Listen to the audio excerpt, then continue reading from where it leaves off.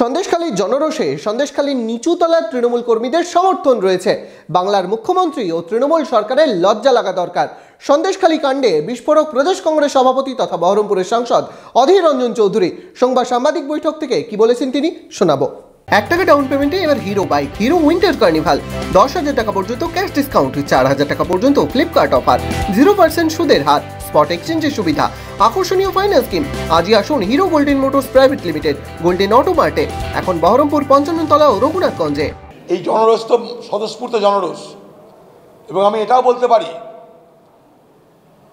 যে সন্দেশখালীর নারীদের যে জনরোষ, সেটা সেখানকার সর্বস্তরের সাধারণ মানুষের সমর্থন আছে, সেখানকার তৃণমূলের নিচু স্তরের লোকদের সমর্থন আছে বলে আমি মনে করি।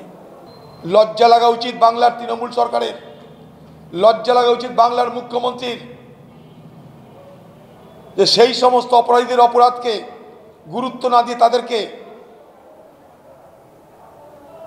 সরকারের